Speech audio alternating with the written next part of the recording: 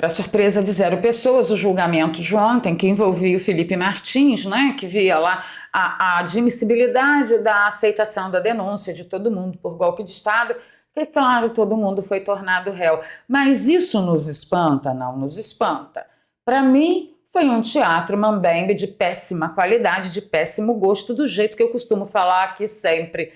Eu destaquei algumas falas e trouxe alguns comentários, mas assim, acabou. Agora é todo mundo réu. Alguém aqui que está acompanhando o nosso canal tem mais alguma dúvida de que esses réus serão todos condenados? Ou só eu que continuo viajando na onda, olha a onda, de um sonho de justiça de verdade para esse Brasil de meu Deus? Coloca aí nos comentários para mim, por favor. E nós que viemos de um fim de semana, né, de Páscoa, um fim de semana prolongado, com o falecimento do Papa logo após o domingo de Páscoa, o Klaus Schwab renunciando lá ao Fórum Econômico Mundial, muita coisa acontecendo neste Brasil de meu Deus, e tivemos que lidar com essa palhaçada no dia de ontem.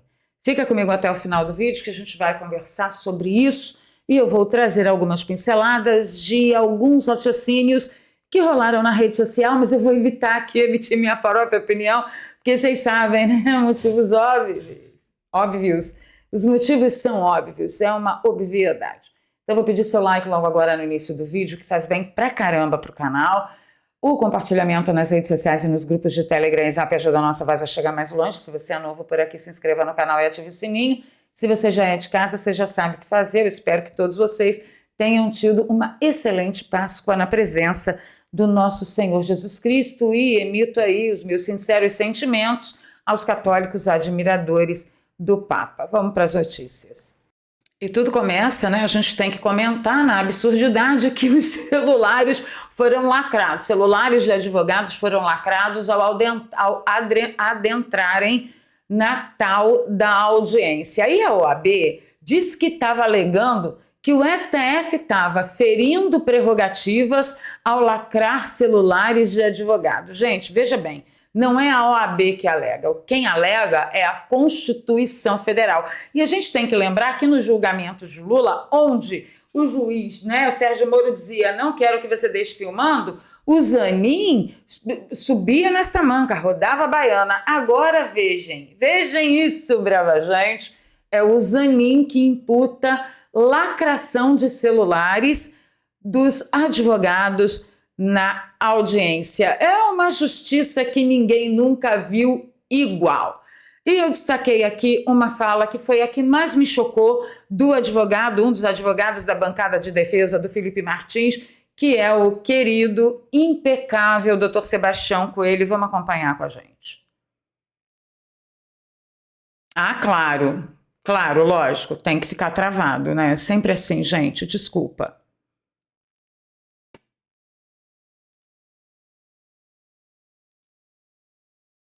Sim, conseguimos. Segura aí que a gente conseguiu. Olha lá, vamos lá. Do Felipe, ok, mas Mauro Cid entregou, seu ministro relator, os seus 2 celulares, todos os seus documentos, e ali não tem uma única mensagem de Mauro Cid para Felipe Martins, ou de Felipe Martins para Mauro Cid. Não tem WhatsApp, não tem e-mail, não tem absolutamente nada. Mauro Cid foi ouvido 9 vezes, que está nos autos, foi citado pelo ministro Fux, mas foram 11. Mas também neste Supremo Tribunal Federal, foi ouvido 3 vezes. 2 vezes pelos juízes instrutores e uma pelo próprio ministro relator. Mas ninguém teve a curiosidade de perguntar para o Mauro Cid, como você tem essa informação, esses considerandos ditos pelo general Freire Gomes em seu telefone? De onde você retirou esses considerandos? Prossegue o delegado, agora já num depoimento de 28 Presta atenção, gente. de agosto de 2023, o delegado diz o seguinte... Coronel Mauro Cid, só para a gente retomar um pouco, possível golpe de Estado. Algum elemento material? Ele responde, não. Em relação a Felipe Martins, para corroborar, o senhor tem prova de que apresenta para corroborar as informações? Tem algum elemento? Não. Especialmente em relação a Felipe Martins, esse jurista? Não. O delegado? Ok, tá. É essa que é a situação. Tem um outro trecho também que a Bárbara do Te Atualizei lembrou, que é muito importante, que também não tem, tá? O doutor Sebastião Coelho pergunta onde está nos autos a minuta, a tal da minuta atribuída a Felipe Martins. E ele confirma o que já sabíamos. A tal minuta não existe. Ela é citada como fato, mas nos autos ela não existe no processo. Gente, é muito grave o que está acontecendo no Brasil. E sabe o que é pior? A nossa absoluta impossibilidade de reação. Tem mais, esse é o doutor Santana, que também faz parte da bancada de defesa de Mauro Cid, de Felipe Martins, perdão, e olha como é grave o que ele fala. Termina que as empresas informam isso. Não só de Felipe, não só, mas dois acusados. No mesmo dia, o gabinete da relatoria envia os ofícios para as companhias de telefônica, que informam esses atos. Pois bem, o que ocorreu depois? A Polícia Federal utiliza esses dados no seu relatório. E nós começamos a pedir, nós precisamos dessas informações, porque nós temos 5 datas em que a acusação afirma que Felipe participou de determinadas reuniões. Olha isso. Doutor Bonet acessou esses dados. A Polícia Federal acessou esses dados, menos a defesa. E depois... Todo mundo acessou os dados, menos a defesa de Felipe Martins. E aí, mais para frente na audiência, o excelentíssimo, lustroso, ele diz, não, mas não é a época de eu te abrir tudo, mas mais tarde, lá para frente, eu te libero essas provas. É desse naipe, gente, o que aconteceu ontem naquela audiência, tá? E claro, Luiz Fux, no meio do teatro, da peça Mambembe de péssima qualidade, de péssimo gosto, ele divergiu no julgamento de Felipe Martins e mais 5 e disse, em primeiro lugar, entendi que eles não exercem função pública, deveria ser justiça comum a julgar, mas se eles estão sendo julgados como se exercesse uma função pública, eles deveriam ter sido levados ao plenário. E aí tem uma treta, não é uma treta, é uma estratégia do excelentíssimo lustroso que eu vou explicar para vocês já vocês vão entender que, gente, chega a ser cruel, é humanamente cruel. Deixa eu falar uma coisa para vocês. A lei prevê que a vítima não pode ser o juiz da causa, mas no alto antro de sofistas jurídicos, onde tem acontecido muitas audiências a respeito de um golpe que supostamente aconteceu com senhorinhas armadas de bíblias num domingo onde o prédio estava vazio, nós ficamos sabendo ontem que se for um ministro do STF, ele pode ser juiz da causa. Afinal, não é o réu que escolhe o juiz, a lei que se dane, a Constituição Federal que se dane. E o Moraes também alegou que ele pode julgar o suposto golpe, porque ele não foi a vítima, mas a vítima foi a instituição STF, vou dar aspas para ele. A denúncia não se trata de tentativa de homicídio. Se houvesse uma denúncia por tentativa de homicídio, os fatos seriam apartados e distribuídos para outro ministro, fecho aspas. Mas é exatamente isso que todos os advogados estão falando. Se não é uma tentativa de homicídio, por que uma tentativa de homicídio está no meio desse processo? Está no meio dessa acusação, dessa denúncia de suposta tentativa de golpe? Vamos avançando que vocês vão entender um pouco melhor mais para frente comigo. O lustrosíssimo também se posicionou contra a anistia e disse que ninguém estaria pedindo isso se tivessem sua casa invadida. Eu vou soltar só um pedacinho da fala dele para vocês acompanharem comigo, porque nós descobrimos finalmente quem é a fonte de certas jornalistas do regime. Vem aqui comigo. E o que aconteceu para o Brasil acontecesse na sua casa. Se um grupo armado organizado ingressasse na sua casa, destruísse tudo, mas com a finalidade de fazer o seu vizinho mandar na sua casa, ou seja, de afastar você e a sua família do comando da sua casa, com violência, destruição, bombas, você pediria anistia para essas pessoas? Vamos até a uma ilustríssima jornalista que comentou exatamente essas mesmas palavras. se invadissem a sua casa, jogassem rojões, paus e barras de ferro em seus funcionários, destruíssem os seus móveis e quisessem que o vizinho tomasse o poder e passasse a comandar a sua família e a sua residência, você pediria anistia? Gente,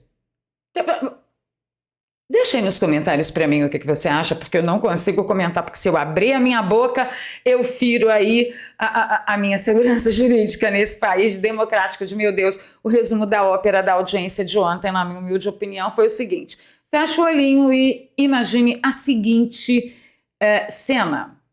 Advogado pergunta: nós queremos acesso às provas. Aí a Suprema Corte diz: um dia lá na frente eu te mostro. Aí o advogado: mas enquanto isso, meu cliente ficará preso? A Suprema Corte diz: fica. Aí o advogado: o relatório da PF cita possivelmente. Aí a Corte: se pode ser, continua preso.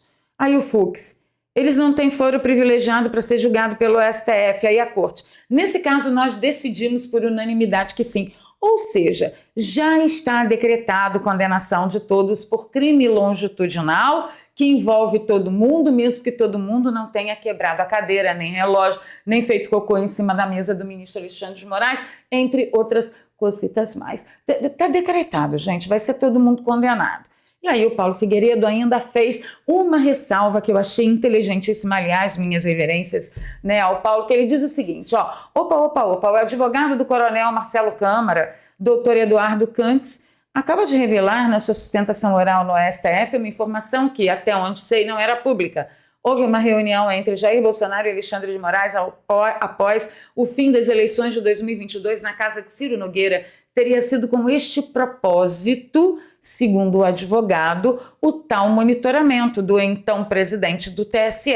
Mas, obviamente, a pergunta que todos devem se fazer é: o que foi tratado nessa reunião? Então, aqui a gente tem dois assuntos muito delicados. Eu não vou colocar minha mão e nem o meu bedelho nessa cumbuca. Isso aí é lá para gente grande que está fora do alcance dos tentáculos judiciais, né, de lustrosíssimos que